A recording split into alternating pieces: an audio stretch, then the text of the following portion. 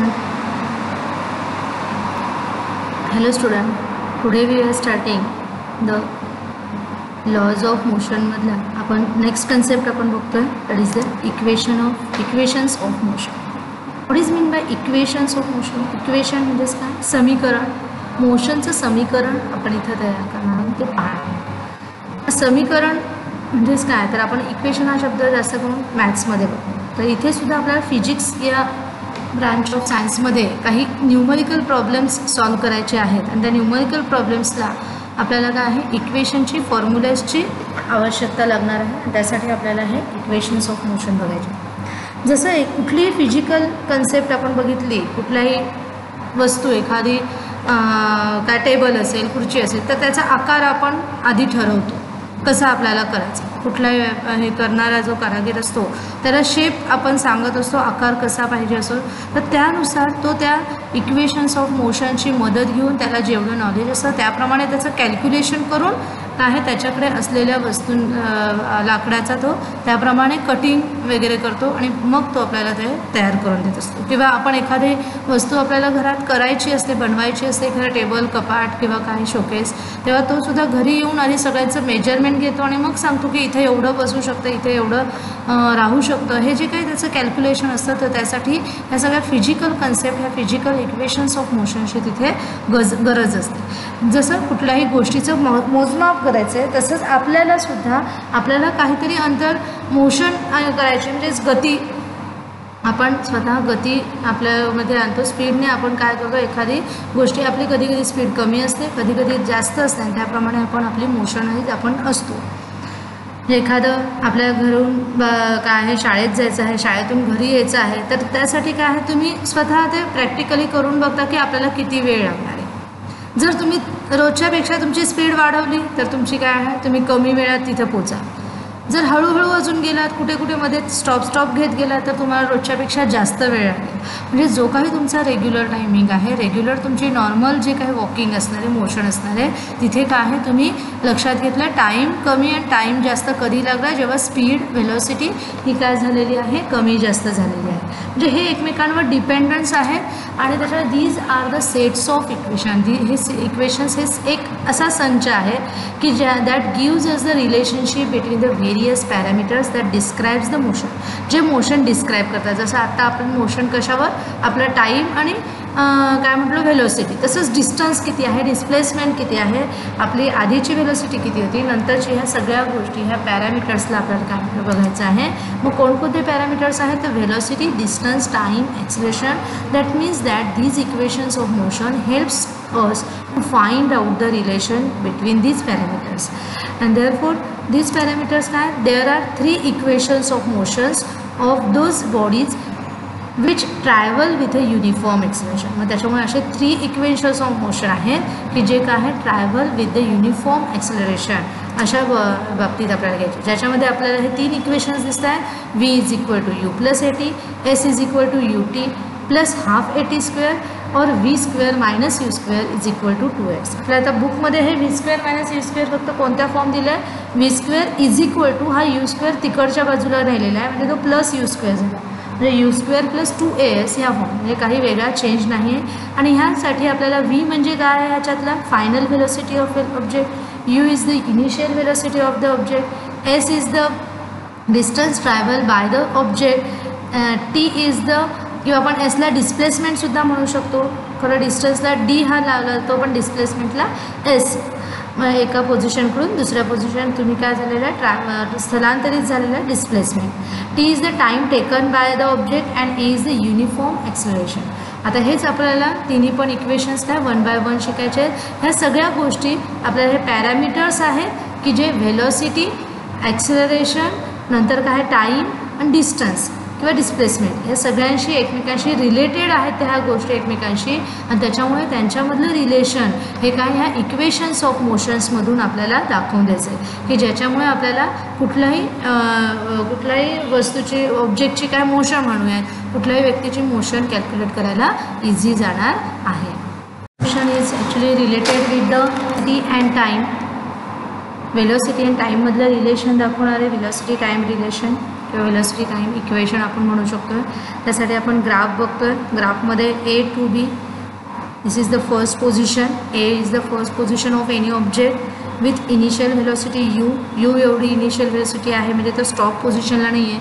Already ॲक्सिलरेटेड motion आहे, ॲक्सिलरेटेड uniformly ॲक्सिलरेटेड object आहे की जो ज्याची सुरुवातीला व्हेलॉसिटी किती आहे u इतकी आहे आणि नंतर फायनल व्हेलॉसिटी v इतकी आहे. किती आहे v, म्हणून तो A to B ही त्याची काय first position, initial position is A, final position is B.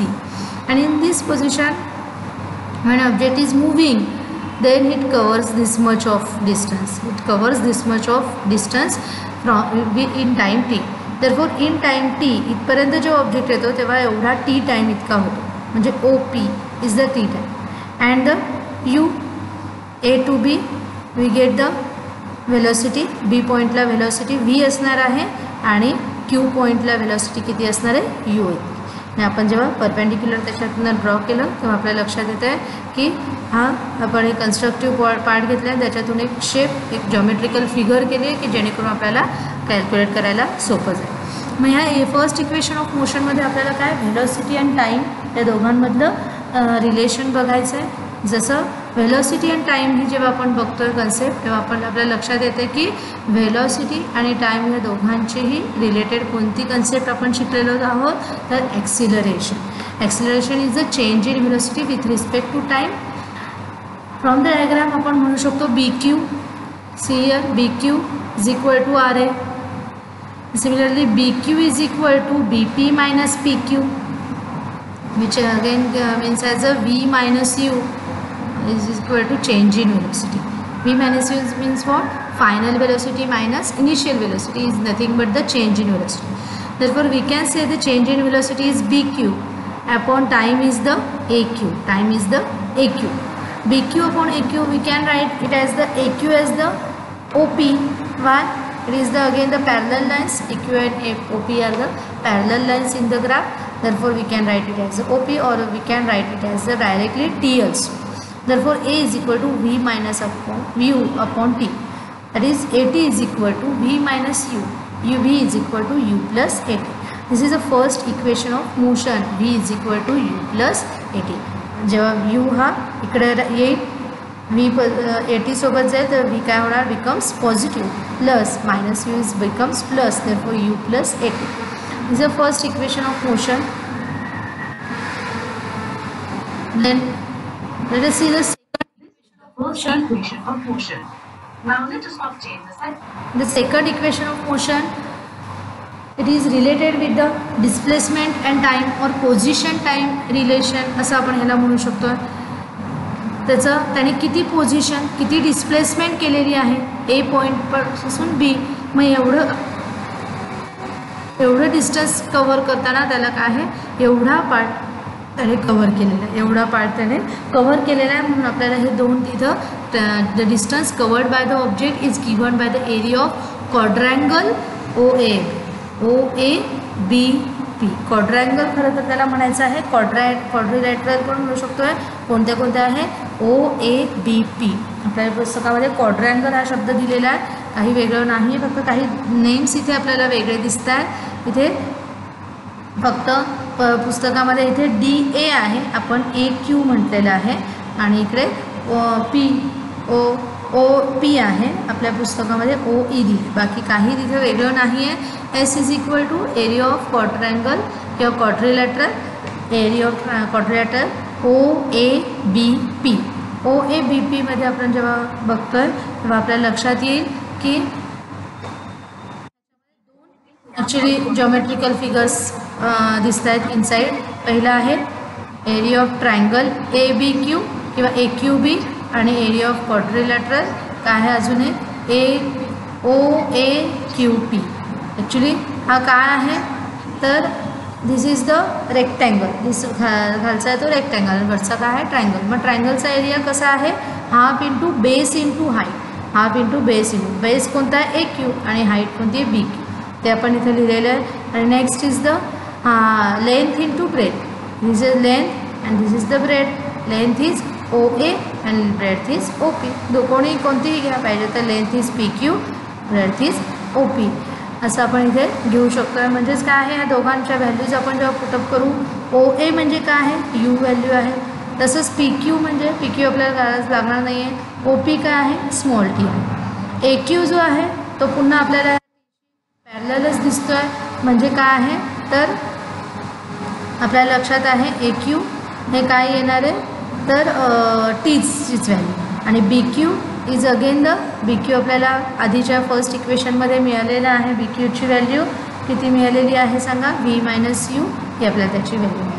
मग त्याप्रमाणे आपण तिथे टाकूया, किंवा AT ही त्याची व्हॅल्यू आपल्याला माहिती आहे. फर्स्ट इक्वेशन ऑफ मोशनमध्ये आपण पाहिली काय बघा बरं, फर्स्ट इक्वेशन ऑफ मोशनमध्ये आपल्याला BQ किती मिळालेलं आहे तर AT मिळालेलं आहे. कारण AT V मायनस U म्हणजे काय आहे, BQच आहे, आणि AT ही व्हॅल्यू आहे. मग BQची आपण व्हॅल्यू AT या इक्वेशनवरनं पुटअप करू शकतो.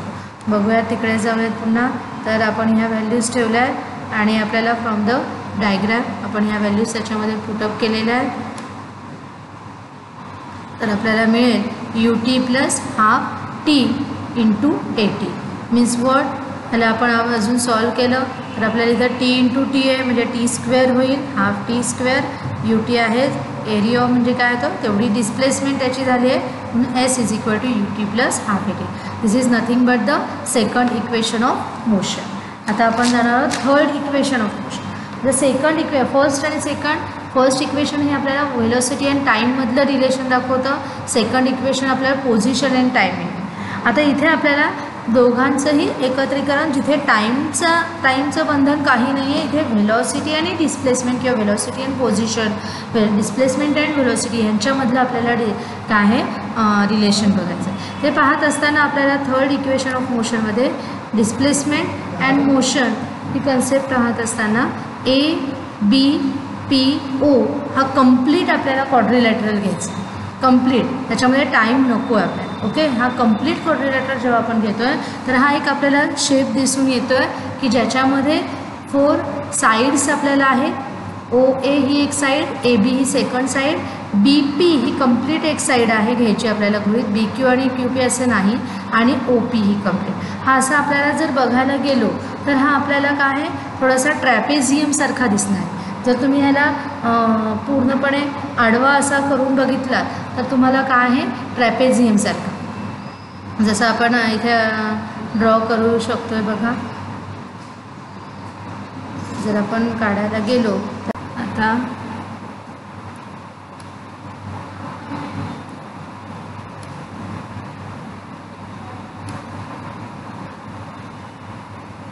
Suppose this is a trapezium, हाच आपण ड्रॉ केला आहे. जर ह्याला आपण नाव देऊया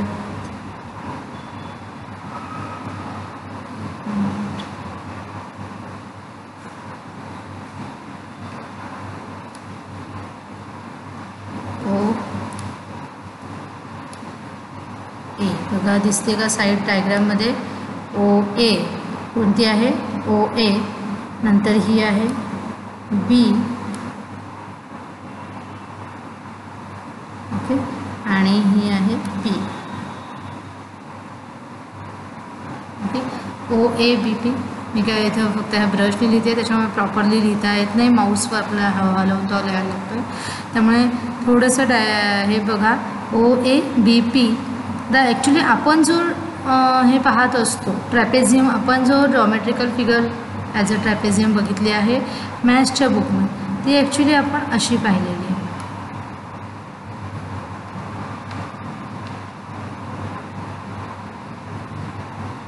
जॉईंट असणार इथे अशा प्रकारे. हा आपण अशा प्रकारचा ट्रॅपेझियम आपण बघितला आहे की ज्याच्यामध्ये ह्या समोरासमोरच्या ज्या हॉरिझॉन्टल लाईन्स आहेत त्या पॅरलल असतात, तर ह्या बाजूच्या ज्या आहेत त्या नॉन पॅरलल साईड्स असतात. मग तसंच इथे सुद्धा ह्या पॅरलल दिसतात बघा OA आणि BP, पण ह्या ज्या आहेत त्या नॉन पॅरलल आहे. एक अशी आहे तर एक आहे म्हणजे नॉन पॅरलल आहे. तर इथे शेप आपला चेंज आहे, अशाच्या ऐवजी इथे आपला स्ट्रेट, पण ते नॉन पॅरलल असल्यामुळे त्या शेपशी काही घेणं देणं नाही आपल्याला. म्हणून आपल्याला हा एक ट्रॅपेझियम दिसतोय की ज्याच्यामध्ये आपण काय म्हणू शकतो की आता ट्रॅपेझियमचं जर एरिया ऑफ ट्रॅपेझियम आपण जर फॉर्म्युला बघायला गेलो तर काय आहे एरिया ऑफ ट्रॅपेझियमचा, मग लक्षात येईल बघा. तर एरिया जो आहे, the area of trapezium, what is that formula for area of trapezium is half into sum of the lengths of the parallel sides. मग आता ह्याच्या पॅरलल साइड्स कोणत्या आहेत, OA आणि BP, ह्याची sum and the distance into distance between the parallel sides. आणि ह्या दोघांमधलं distance म्हणजे हे आपल्याला डिस्टन्स दिसतं परपेंडिक्युलर डिस्टन्स AQ आपण किंवा OP म्हणू शकतो. हे त्यांच्या पॅरलल साइड्समधलं डिस्टन्स आहे. तर त्याप्रमाणे आपल्याला बघा इथं दिसतं की area of trapezium OA BP मध्ये आपल्याला हाफ आहे म्हणजे 1/2 आपण डिवायडेड बाय 2 घेतलं आहे. कोणाची सम ऑफ द पॅरलल साइड्स त्याची OA प्लस BP यांची सम आहे addition into the OP that is the distance between the parallel sides. मग हेच आपण जेव्हा सॉल्व करू तेव्हा आपल्याला इथं मिळणार OA म्हणजे काय, U ही त्याची व्हॅल्यू ठेवायला लागणार आहे. BP म्हणजे V आहे आणि BP V आहे आणि OA पुन्हा आपण काय म्हणतो आहे OP काय आहे T आहे. ह्या जर आपण व्हॅल्यू ह्याच्या ठेवल्या तर आपल्याला S is equal to V plus U plus V into T/2 असं आपल्याला मिळतं. पण हा जो आहे U प्लस V म्हणजेच काय initial velocity plus final velocity into time upon 2 असं आपल्याला इथं इक्वेशन आहे. आता ह्या स्टेजला आपल्याला थोडंसं काय आहे टी मधलं हे रिलेशन आहे. आपण थर्ड इक्वेशन जेव्हा आपण स्टार्ट केलं आपण तेव्हा काय म्हटलेलं की इथं आपल्याला डिस्प्लेसमेंट आणि व्हेलॉसिटीमधलं रिलेशन बघितलं. टी म्हणजे टाईममधलं रिलेशन ह्याच्यामध्ये नाही. म्हणजे टीची व्हॅल्यू आपल्याला दुसरी काहीतरी पुटवू. मग टीची व्हॅल्यू कुठून मिळवायची जी आपल्याला V आणि Uशी रिलेटेड आहे. मग असा आपल्याला एकच फॉर्म्युला लक्षात येतो दॅट इज द ॲक्सिलरेशन. मग काय आहे ॲक्सिलरेशनमध्ये तर आपण बघायला गेलो तर ॲक्सिलरेशनमध्ये आपल्याला काय सांगता येईल A is equal to V minus U upon T. A is equal to काय म्हणता येईल आपल्याला V minus U upon T. V minus U upon T upon T ही आपल्याला काय ॲक्सिलरेशनचा फॉर्म्युला आपल्याला माहिती आहे. मग इथे आपल्याला टीची व्हॅल्यू म्हणजे टी आपल्याला एका बाजूला ठेवून आपल्याला काय काढायचं आहे टीची व्हॅल्यू कॅल्क्युलेट करायची. मग टी इज इक्वल टू काय होईल बघा. टी जर खालचा जो आहे डिव्हिजनमधला तो टी खाली गेला तर ए खाली जाईल. हा जो ए इकडचा आहे तो खाली जाईल. म्हणजेच काय होईल आपल्याला V minus U divided by T. काय होईल टी इकडचा इकडे गेला एच्या जागेवर आणि ए काय होईल टीच्या जागेवर जाईल. म्हणजे आपल्याला अशा प्रकारे फॉर्म्युला मिळतो आहे. मग हीच जर आपण जेव्हा पुढे पुटअप करू तेव्हा आपल्याला काय मिळणार आहे बघा.